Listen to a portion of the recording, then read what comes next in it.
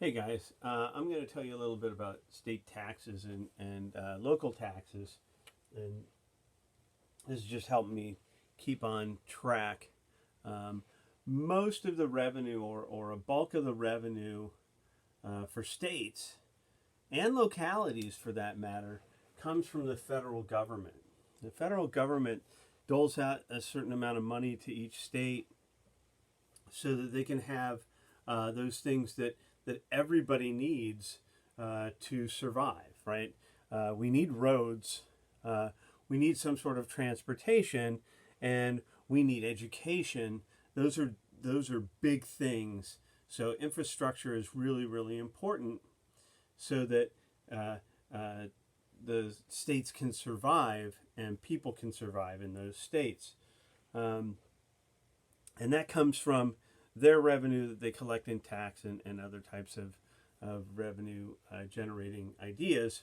But, excuse me, that's the bulk of the money. Well, not the bulk of the money, but for states it's well over 20%. For localities, it's well over 30%. Because localities don't need that much money, but they do need money for their roads, and they do need money um, to make sure that they have schools in their area. Uh, the rest of it comes from income taxes, unless there's no income tax in certain states. There's no income tax in no state income tax in a place like Texas or Florida or Washington, New Hampshire. They profess that we don't have a state income tax. Come live here. Well, they're going to make up their revenue in another way. So it doesn't matter if they don't have a state income tax. Sure, it doesn't come out of your paycheck, but you pay some other way. There's no way a state can survive without you footing the bill for all those things that a state provides. If a state has services for you to enjoy, they're collecting revenue somehow, somewhere, right? So you look at the benefits of one state versus another state. All states end up being just about the same. You're paying just about the same amount of money, unless you live in those high tax, really important places to live. New York. If you live in New York City, it's very expensive. Taxes are very high. But you're paying to live in New York City, the greatest city in the world, some say. If you live in LA, it's very expensive. If you live in nicer places in California, Santa Barbara, the taxes are high. San Francisco, the taxes are through the roof. Up in Northern California, the taxes are crazy. Live in San Diego, the taxes are very high. So each place has its own set of revenues, gains its own set of revenues from tax, all right? And so if you live up in Washington State and you don't pay income tax, but you do pay sales tax, and you pay real estate tax, and you pay other taxes that go along with it. There are other taxes that are imposed so that they can collect the revenue to make their state run. Don't think just by saying, hey, I'm going to move down to Florida and I don't have to pay state tax, I'm not going to dole out a certain amount of money every year. Now, does it come out of your paycheck? No. You pay that tax after the fact, okay? So, six of one, half dozen of another, you're paying no matter where you are. You live in a state like Delaware. Oh my God, Delaware, the real estate taxes are so inexpensive, and there's no sales tax. This is fantastic. I can live here in Delaware and survive on the money I'm making and actually have more of it. Well, you don't, because there are other services that charge you, and it's not necessarily a tax, but they collect their revenue a different way. All right, you pay individually for services that you don't have to pay for when you live in Pennsylvania. It's part of your 3.07%. Pennsylvania is a flat tax state. It's one of the only flat tax states in the Union. They impose 3.07% as a tax on all of your earnings. All right, so if you only earn money from a paycheck, Pennsylvania has already taken their 3.07%. So when I do my Pennsylvania tax return, I don't owe anything else because I don't have lots and lots of earnings from interest or anything else. So I'm sort of winning. If you have some sort of expenses, business expenses that are reasonable and necessary, you can take those off, and I'll get into that later.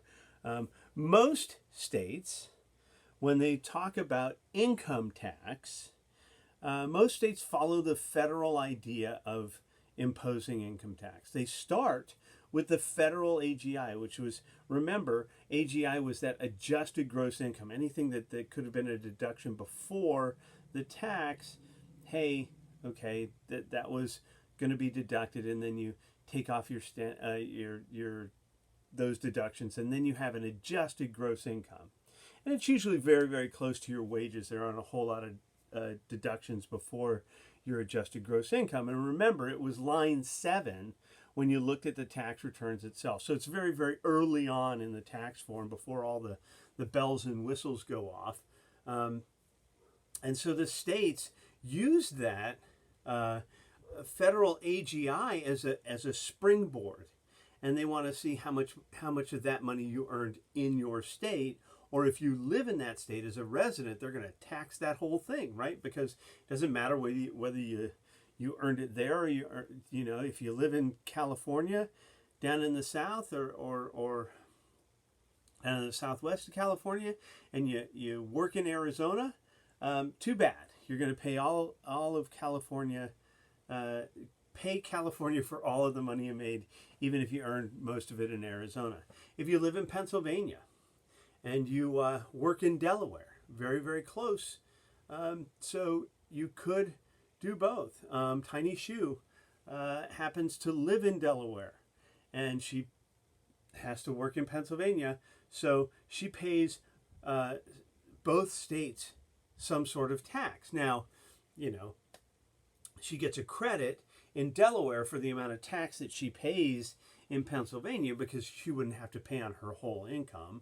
The tax is imposed on that whole income, but she gets a credit for the amount of tax she pays in Pennsylvania so that she doesn't have to pay twice on the same amount of income. So states are good that way. They'll give you a credit for the amount of tax you paid in another state.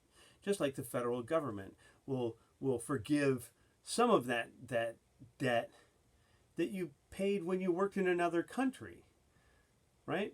And so I'll get off that topic and I'll move on to sales tax. Most every state has sales tax. Delaware doesn't. That's the closest one that doesn't have sales tax. Again, New Hampshire doesn't have an income tax or a sales tax, and they profess that they're the greatest state in the world because you don't have to pay those taxes, but they charge you on other ends. They get you at about 11.5% on how much income you have, and they profess that they don't have sales tax or income tax. Sales tax, goods and services, you're going to be charged a certain amount, and that entity takes that sales tax money and sends it off to the state and local governments. If you go and buy groceries, you don't pay sales tax because it's a necessity. They decided that a necessity should not be taxed. You need to buy groceries to live. Yes, if you're buying potato chips, okay, it's not necessarily a necessity, but it's part of living.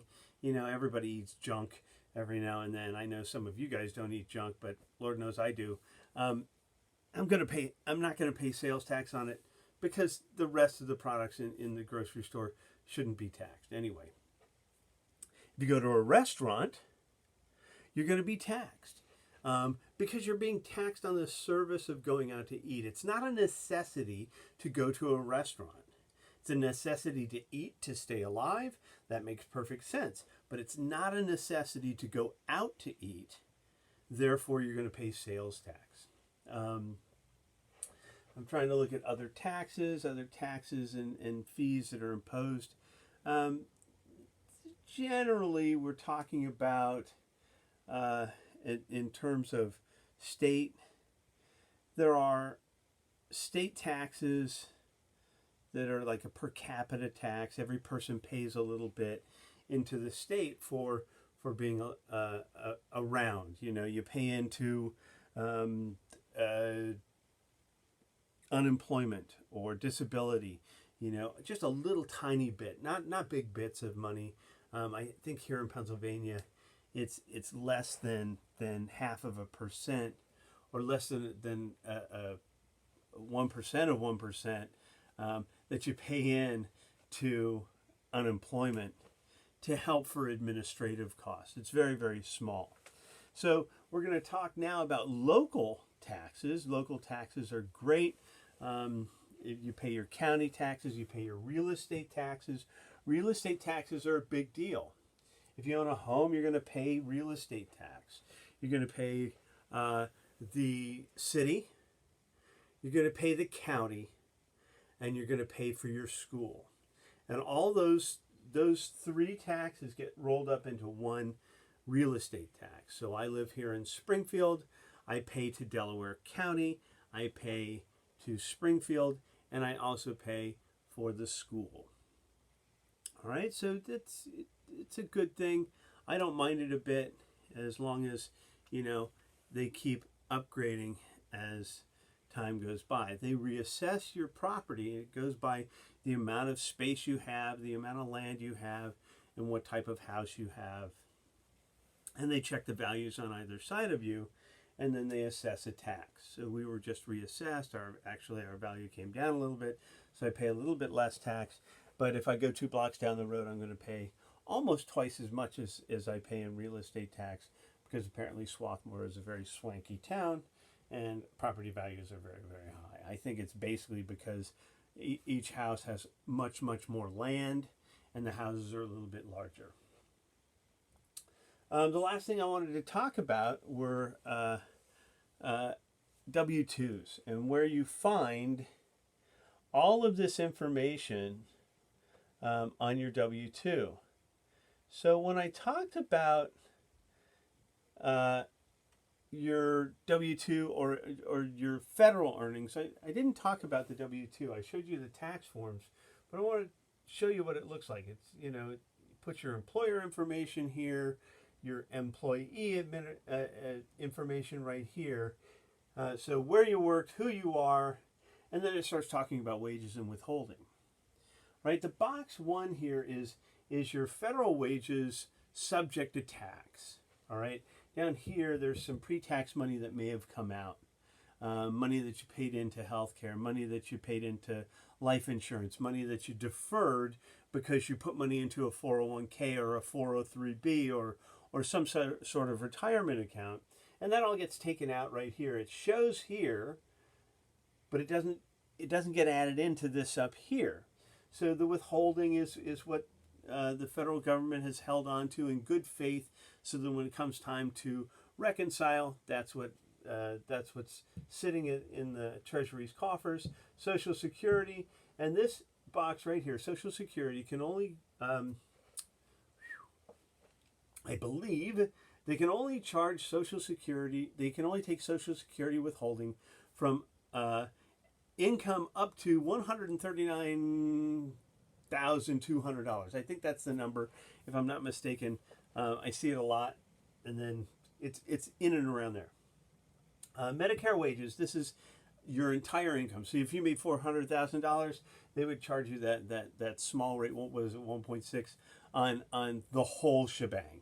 Okay, so Medicare wages are Medicare wages and Medicare withholding is everything you made. This pre-tax money gets added back in here, and that's how that works. All right, so I'm going to move away from the federal. I want to talk about the state and local. Like I said, most states follow the federal, so this box 1 number will come down here and be in box 15 for your state wages. And then right next to it will be that state withholding. They withhold it at specific rates for whatever state you live in. And then 17 and 18 are reserved for local wages and local withholding. Your local wages will be just like your state wages, unless you live in a locality like Philadelphia. Philadelphia adds everything back in, everything you even earn. I mean, they want to capture some tax on absolutely everything. They have so many people who aren't paying their fair share of real estate taxes or whatever kind of tax, and they're so broke that they charge on everything. So you made, $55,000, but a couple thousand was deferred up here. Well, that couple thousand does come down to the state number, but the local is often even higher than the state number, because some stuff like group term life insurance doesn't get taxed in Pennsylvania. So if you paid in $670 in group term life insurance, that would not be added into your Medicare wages for the state of Pennsylvania, but it would be added in for the locality of Philadelphia, so they capture their tax, and their non-resident rate is almost as much as you pay the state of Pennsylvania. I said it was 3.07%. So if you take your number, if you worked in PA, you take your Medicare wages, you put it right here. You subtract out any group term life insurance. That's about the only thing you can subtract off the top. And you multiply by 0.0307. That's the number that should be in that box right there. If it's not, then your company or your payroll department is doing the wrong thing, and they're insane. Fix it. I think that's just about it. Some states, like we said, don't have any income tax. There would be nothing listed on the bottom of your W-2. But there are lots of ways for states to collect money. And per capita tax, there's an LST tax for emergency services in almost every locality. Everybody pays about $52 a year. Anybody who has a paycheck with a W-2, like I said, those people who get paid under the table, should not have the police come to their house if they're in trouble, or they should not use an ambulance, or if their house is on fire, they should let their house burn, because they don't pay into the system and they don't give the firefighters money unless they donate. But it's not quite fair. I'm going to get off my soapbox and let you guys survive one more day.